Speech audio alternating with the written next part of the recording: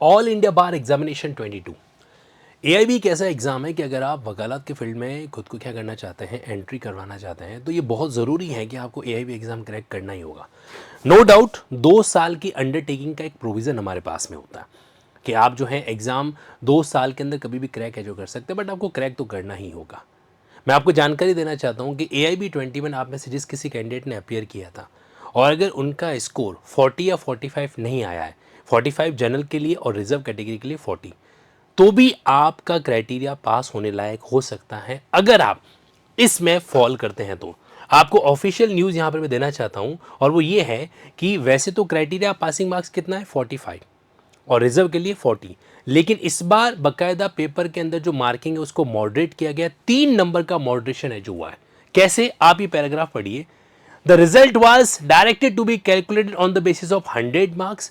However जो monitoring committee है उसने नोटिस किया गया है कि कट ऑफ जो है वो कितनी है 45 जनरल कैंडिडेट्स और 40 एससी एसटी पीडब्ल्यूडी कैंडिडेट्स के लिए।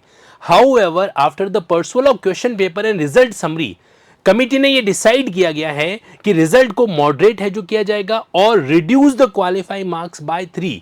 यानी कि इसका मतलब ये हुआ, अगर जनरल कैटेगरी का कैंडिडेट्स 45 नहीं लाया है लेकिन अगर वो 42 या प्लस लेके आ चुका है तो भी वो एलिजिबल हो गया, उसका रिजल्ट पास होगा। दूसरा, अब जो कैंडिडेट एससी एसटी या पर्सन विद डिसेबिलिटी है उनका स्कोर अगर 3 मार्क्स रिड्यूस जो कर दिया जाए, यानी कि उनका स्कोर अगर 37 प्लस है, 37 या उससे प्लस है, तो भी वो पास माने जाएंगे।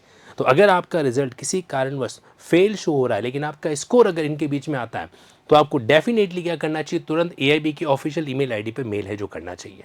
ओके, एक तो ये बात।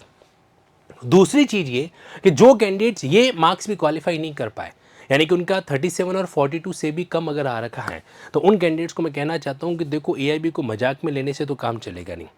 आप डेफिनेटली अपने बेरेक्ट वगैरह है वो मंगवा सकते हैं।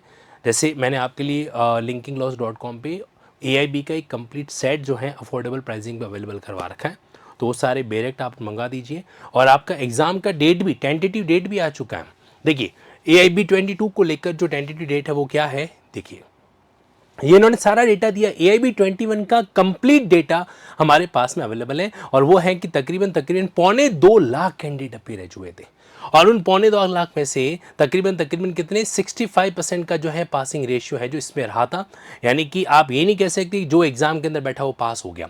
इसका स्टेट वाइज ब्यौरा भी है और एट द एंड इन्होंने क्या कर रखा है, ये टेंटेटिव डेट्स नोटिफाई कर रखी है। आपके 29 अगस्त से एआईबी 22 के फॉर्म स्टार्ट हो जाएंगे। कब से, आपके 19 अगस्त 26 से। उसके बाद में ऑनलाइन रजिस्ट्रेशन जो है वो क्या चलेंगे, 2 महीने तक, लगभग 2 महीने तक ऑनलाइन रजिस्ट्रेशन चलेंगे।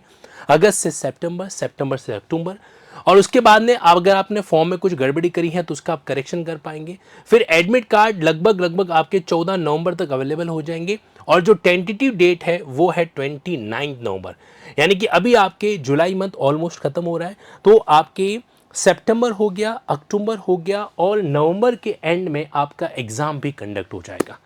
तो ये मैं आप सभी लोगों को कहना चाहता हूँ कि एआईबी को लेके इसको ज़्यादा हल्के में मत लीजिएगा। आपका एआईबी 22 जो है वो 3 महीने बाद कंडक्ट हो जाएगा, इसलिए बिना समय गवाए आपको क्या करना चाहिए, इंतज़ार कीजिए और अपनी प्रिपरेशन स्टार्ट कर दीजिए। आप लोगों को एक बात और बता देता हूँ मैं कि स्पेसिफिकली एक एआईबी 22 को ध्यान में रखते हुए मैंने एक रिकॉर्डेड सेगमेंट आप लोगों के लिए अवेलेबल करवा रखा है। और वो सेगमेंट कहाँ पे आपको मिल जाएगा, आप लिंकिंग लॉ की वेबसाइट पे जाएंगे ना, तो यहाँ पे आपके सामने कोर्सेज का ऑप्शन है और 999 के अफोर्डेबल प्राइसिंग पे आप लोगों को मैंने एआईबी 22 का एक रिकॉर्डेड सेगमेंट अवेलेबल करवाया है, जिसके अंदर मैं आप लोगों को बाकायदा अक्टूबर और नवंबर मंथ के अंदर लाइव क्लासेस भी अवेलेबल करवाऊंगा, है ना। यानी कि सुपरफास्ट रिवीजन भी होगा। लेकिन आप है ना लास्ट मंथ का इंतजार मत करिए, आपको बाकायदा प्रिपरेशन आज से स्टार्ट करना चाहिए। बस ये छोटी सी जानकारी इस वीडियो के जरिए मैं आपको दे रहा हूँ। यहाँ पर आप आके रिकॉर्डेड कोर्स में सर्च करिए या फिर यहाँ पर आप सर्च कर लीजिए एआईबी।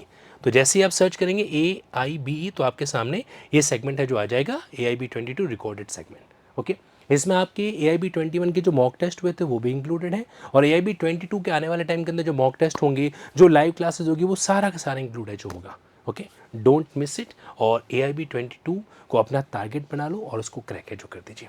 और आपको कोई भी जानकारी चाहिए इस बारे में, आप कमेंट बॉक्स में मेंशन कर सकते हैं या फिर आप मुझे डीएम कर सकते हैं @Tansukh sir. Thank you so much for this part. मैं उम्मीद करता हूँ कि अपनी वकालत के सपने को आप मरने नहीं देंगे और उसको ज़िंदा रखेंगे। जो कैंडिडेट जुडिशियल एस्पिरेंट, एक बात हमेशा याद रखना, एक जज कभी भी अपने अंदर के वकील को इग्नोर नहीं करता है। आप भी मत कीजिएगा। Thank you so much.